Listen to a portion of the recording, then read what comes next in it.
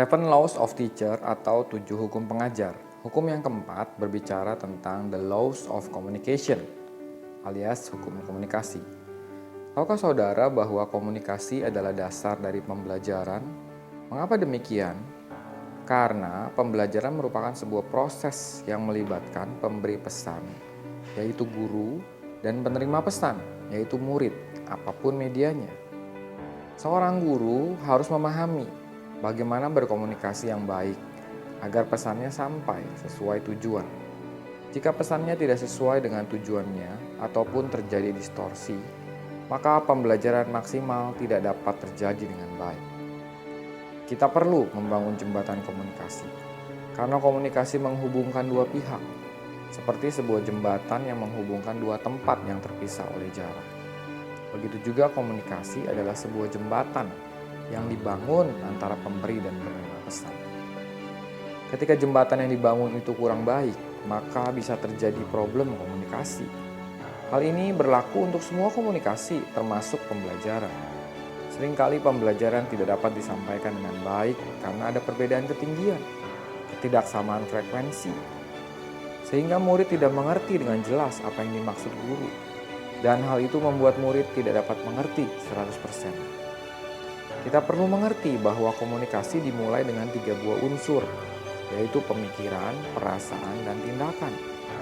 Pemikiran adalah konsep yang dipikirkan. Perasaan adalah sebuah emosi, baik positif maupun negatif, yang menyertainya. Sedangkan tindakan adalah apa yang kita ingin mereka lakukan, murid lakukan setelahnya.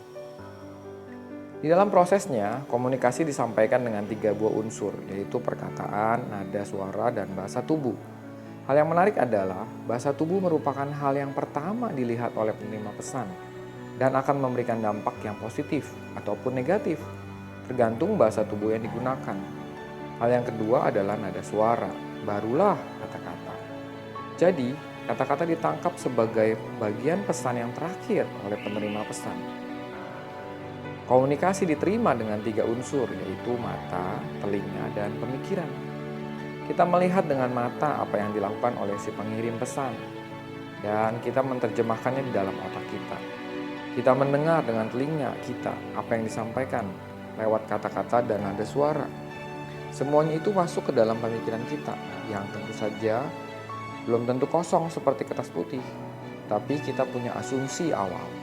Jika kita tidak mempunyai asumsi yang positif atau kita mempunyai asumsi yang negatif terhadap pengirim pesan, maka pesan itu akan terdistorsi dengan pemikiran tersebut. Seperti yang dikatakan di dalam Matius 16 ayat 13. Tetapi berbahagialah matamu karena melihat dan telingamu karena mendengar. Seringkali terjadi demikian. Kenapa? Karena pemikiran, perasaan, dan tindakan yang diinginkan tidak tersampaikan dengan baik karena ada perbedaan sudut pandang. Nah, ini adalah yang tadi kita baca, yaitu Matius 16 ayat 13. Setiap orang mungkin punya pengertian yang berbeda ketika mendengar Matius 16 ayat 13. Contoh yang lain adalah anjing dan kucing. Tahukah Anda mengapa kucing dan anjing secara natural bermusuhan?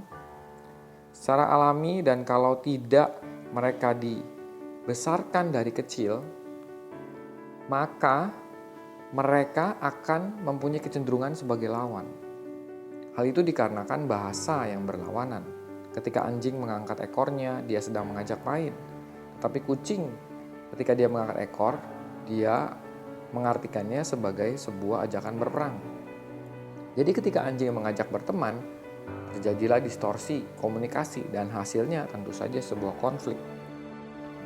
Ingatlah dalam komunikasi terdapat 2 pihak yang bekerja.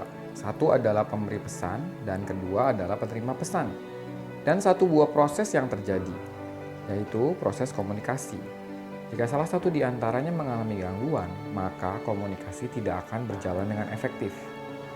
Jika jembatan tidak ada, maka bagaimana komunikasi antara guru dan murid dapat terjadi dengan baik? Karena itu seorang guru perlu memahami bagaimana membangun komunikasi yang baik. Seperti yang ada di hukum komunikasi, yaitu untuk sungguh-sungguh menyampaikan informasi harus membangun sebuah jembatan. Selamat mempraktekkan.